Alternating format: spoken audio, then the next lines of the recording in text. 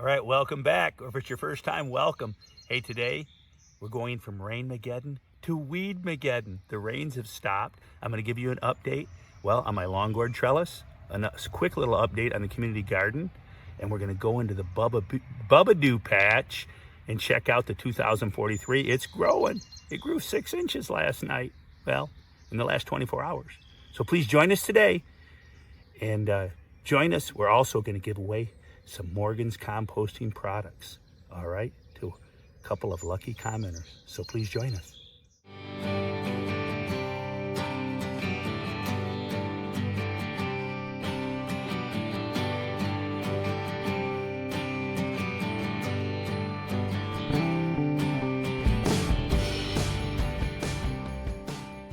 Saturday, July 17th, update on the Long Gourd.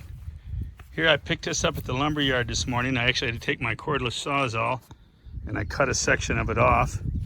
And it was broke, but I screwed it together and repaired it. It should be fine.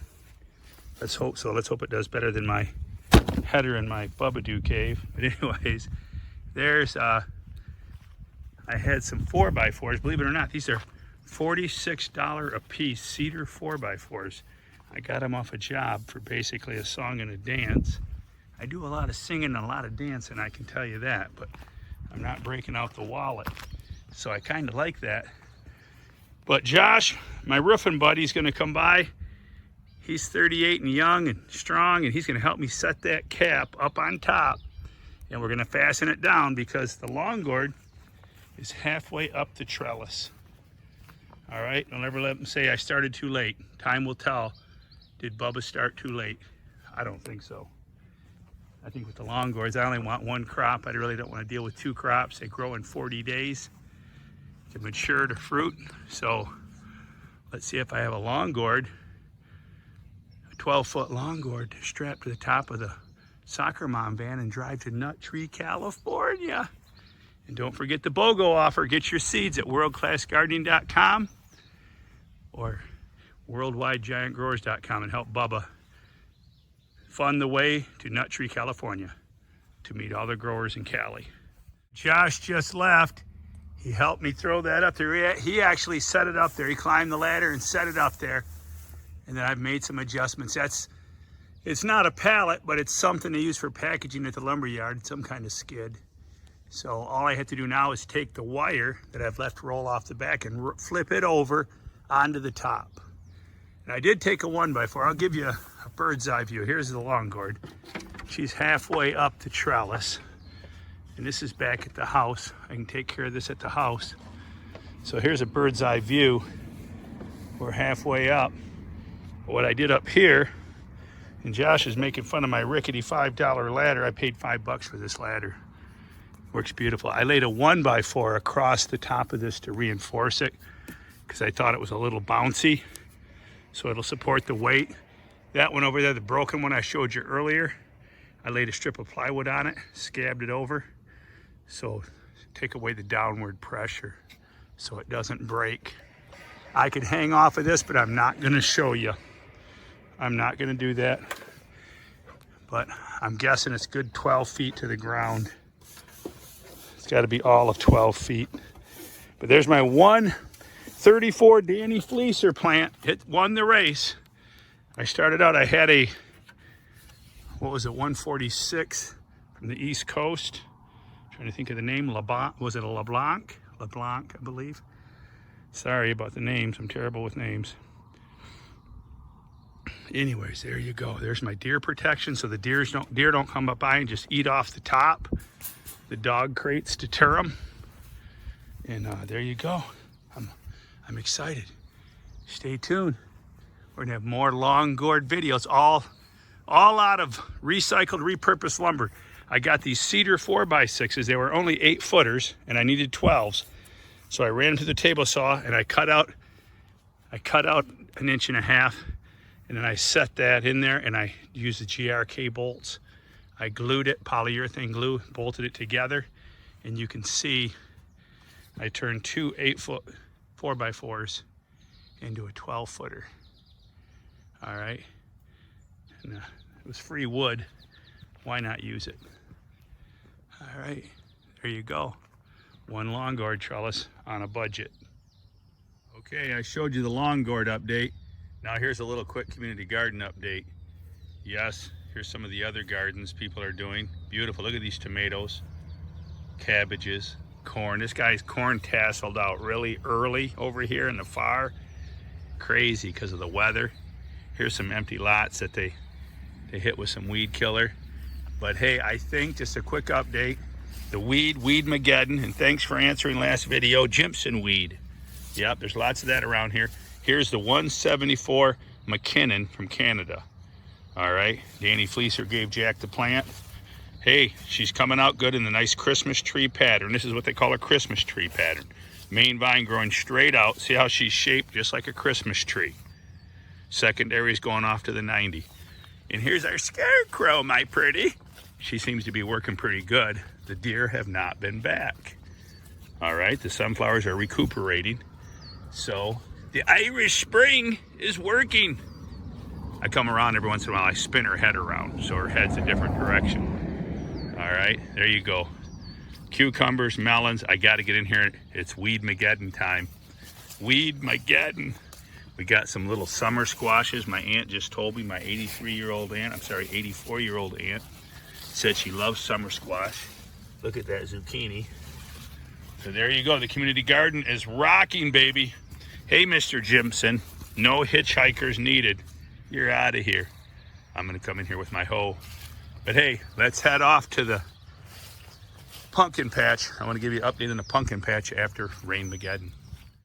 July 18th, here we are. RainMaggeddon, is it over? Well, we're going now 2 days without clouds and rain. It finally ended. It was like a 2-week RainMaggeddon. And now what we'll have is Weed-Maggeddon. I actually lowered that screen down to let the air flow through and help dry out the garden. All right, so here we are. I want to share a few things with you today. We are going to give some product away to commenters today. I'm going to give away 2 of the products I've been using. If you look at these plants, they're actually for 8 inches of rain. They look amazing. They really do. They look amazing. I haven't been burying vines much. Just a little vine. I'd bury a little bit just to keep the wind from blowing them away here and there. But for the most part, they're not buried so most of them aren't buried at all. Just because I'm not throwing mud on a vine. Bad recipe. In fact, it's time, July 18th, if you're on a clay-based soil, it's time to start unburying your vines. Typically, I'll take water and I'll take the hose and spray it off with the water. But seeing how there's so much in the ground, I'll have to go around and try to manually do it. Put on my snowshoes. There's my snowshoes, the pop crates. And carefully, gingerly go through here and knock the top dirt off the top of the vine so you don't have rotted vines. We do have a pumpkin growing. I took the liberty of checking it. I uncovered it, checked it. She grew 6 inches in the last 24 hours in circumference. So she's on schedule for normal growth. She is a terrible shape, shaped like a raindrop or a pear, which you have small front shoulders, and a lot of the weight is carried with big front shoulders. The stem, where the stem connects to the pumpkin, is called the shoulders. And you want big, wide. The 2043 actually had big, wide shoulders. All right, so this is not a great shape, but oh well, it is what it is. We're gonna take it, we're gonna run with it, we're gonna run like Forrest. All right, because it's what we got is July 18th. The clock is ticking. All right, so basically what that is, I'll blame that on the 1947 was the father pollinator, the male pollinator, and the 1947 did throw some pear-shaped pumpkins.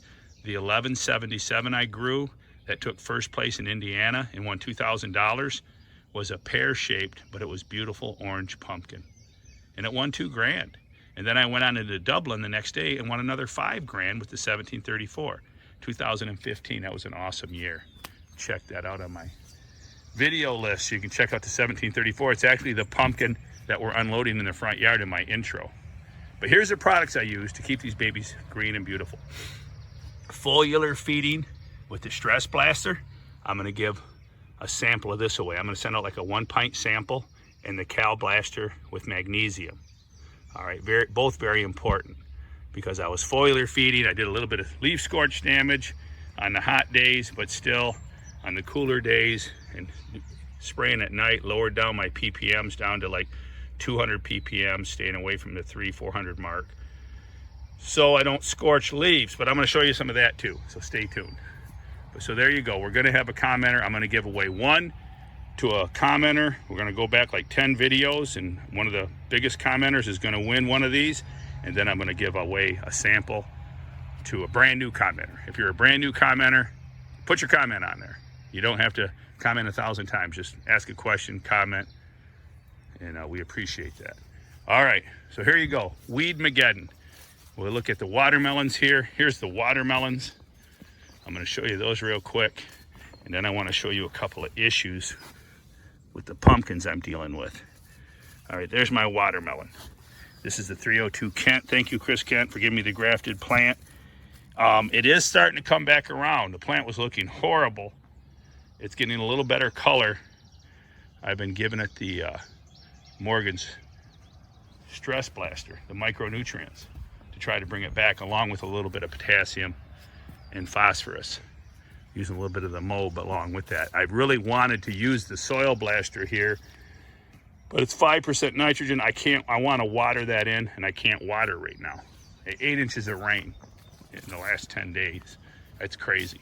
All right, so let's break away. I want to show you a couple issues I'm having with the pumpkins and what we're going to do about it. Here's one issue. This is nutrient burn. Okay, this is good old nutrient burn. Actually, there was a piece of this screen was laying here. The vine grew onto the screen, which somehow, I don't know how that encouraged this nutrient burn, but when you look at this, this is nutrient burn. It'll dry, it'll come off. That's from foliar feeding on too hot of days, maybe too hot of nutrients. At first, it looks like this, and then it advances to this. All right, that's what you're seeing. Okay, I wanted to share that with you as a commonly asked question. Now I got one more issue I want to show you. All right, this is my stump cover. All right, makeshift stump cover. All right, I've got the fan running. If you see, there's a spot. You see that tan spot right at that joint? That is the start of a foaming stump. All right, I talked to Josiah, and Josiah, so let me come around this way, give you a close up of it. Josiah said, don't put hydrogen peroxide on it. I've had other people say, don't, just let it put a fan. Put a fan on there. Josiah, what's your advice? What do you do? That's the start of a foaming stump. I'm gonna keep the fans running on it. I'll keep you updated. If I can keep it dry, maybe heal it up. It's all this water in the ground.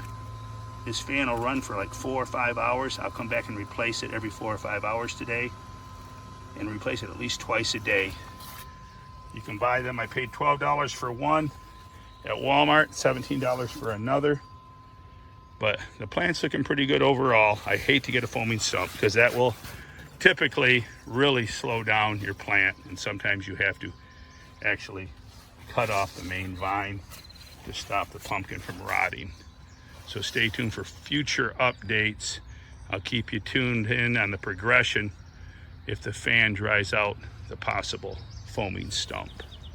All right, now let's go up and see what we got going in the Bubbas cave. One thing that I decided to do was leave the weeds for a little while. I thought, you know, I can come through here and yank up all these weeds, but these weeds are gonna suck up a lot of water, so why not leave them? I'm gonna leave them for a little bit before I come in, and then eventually I'm gonna come in with my loop hoe. Okay, this is what they call a scuffle hoe. Now, if you don't have a hoe, here's a dollar hoe. This is a dollar hoe. I got this from a garage sale. If you don't have the old traditional hoe, and you don't have a loop hoe, I call it a loop hoe, then and you're not willing to get some exercise, because this is the best exercise. You don't need to go to Planet Fitness. You need to break out your hoe and start tearing up some weeds, and you'll burn up lots of calories. But if you don't have either one of those, then all I can say is, then you need a sickle. And a good old-fashioned sickle. You don't need earplugs, you don't need gasoline, and just chop the weeds off.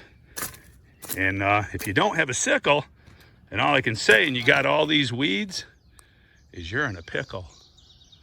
All right, so just the way I do it. You can try whatever you want, magical cures to get rid of weeds. I did use the weed barrier on the watermelons with the pine straw. That works really well. I'm real happy with that method. All right, here we go. In the Bubbas cave, here's the plant. Not terrible looking at all. She's kind of gone wild. Of course, I haven't been burying vines. Kind of hard to bury vines in mud. This is what we got right now. The top's starting to dry out, but this is the soil. It's wet. All right, I have one potential pumpkin. I'm not sure. This thing's pretty old. It's like, I believe it was July 4th or 5th pollination. I have to look back on my phone. And then you got these nasty splits. I know a lot of you look at it and go, oh my God. Josiah told me, do not put hydrogen peroxide on it. Okay, he said, put a fan on it. My problem, Josiah, I don't have electricity out here. So to have all these fans set up is really a challenge. I'd have to run the generator. But we'll see if that's growing. If that's, God, 12 days old, that's a mighty small pumpkin. But here we go, the 1911 Urena. I came in here the other day and chopped off a bunch of wild vines, and you can see there's more in there popping up. I need to come through here and, but this now plant is gonna be my second priority, as the 2043 you can see is way ahead. I will give it the first care. This will get the second care. We haven't given up, but you can see the little 1911 in there. We'll keep an eye the next couple days and see if it's growing. If it's growing and that thing's 12 days old, it better be 800% heavy on the charts. All right, we use estimation charts. We have now a sunroof in the Bubbas cave. Mother Nature told us we needed a sunroof. Hence, we have one. All right, and a quick tomato update now. The tomatoes, we'll keep an eye on these. This one is being grown in clay-based. This is your clay-based soil. And we're getting some buds. They're showing up. Looks like I need to add a little more support to this. This small tomato cage needs a little more support. I'll do that today. And then this tomato plant over here, these are my worm Domingo tomatoes. Remember, right now we're having a sale. If you do the BOGO Bubbas sale and help fund my trip to Nut Tree, California, you'll get 2 packages of seeds for the price of 1. And you can keep these seeds, grow them next year. You'll get 2 for the price of 1. Right now is a sale at worldclassgardening.com or at worldwidegiantgrowers.com. I prefer you buy them at my website if you would. Anyways, this one here is grown in sandy soil because we trucked in a load of sand. I had a guy the farmer here dropped a load of sand here, 2 scoops of sand in this corner because it was low. So this is Dairy Dew 301 and sand combined, and we're gonna see which tomato plant produces the better tomatoes. All right, so stay tuned for that. So there you go, we're gonna cut it short. And hey, comment below. I'm gonna pick a couple of commenters. I'll just announce the winners in the comment section. And if you're in Canada, I'll ship you the product. If you want to split the cost with me, I'll split it with you, the shipping to Canada. Or if you prefer, I'll give you a seed replacement. We'll give you some hot seeds. I got all kinds of seeds in lieu of the Dairy Dew products. All right. Keep them growing. Thanks for joining us today. If you like the videos, hey, please turn on your notifications, subscribe to the channel, and please share the videos. And stay tuned. Watch the comment section. We are going to give away some products. 2 free products samples will be sent out to one of my dedicated commenters that have been, I'm going to pick one that's been commenting all the way through for the last several weeks. And we're also going to pick a more newer commenter. If you want a new commenter, maybe the first time ever, comment, because you're in the race to win some free product too. All right, I want to thank you today and stay tuned. Future updates. The pumpkins are growing now. It's getting exciting. All right, what are we going to have to take to Nut Tree, California? And thank you, man, for participating. All you people that bought seeds for the BOGO offer, thank you very much. I appreciate it. I really appreciate it. It will help fund the trip. All right, it's going to be a long trip. It'll probably cost me a couple $1,000s to head out to California. So we're starting to put some money in the piggy bank. Thank you very much for donating. Get your BOGO seeds offers right now at worldwidegiantgrowers.com seed page or worldclassgardening.com. That's Don Langdon's website. You can buy them there also. All right, thank you very much.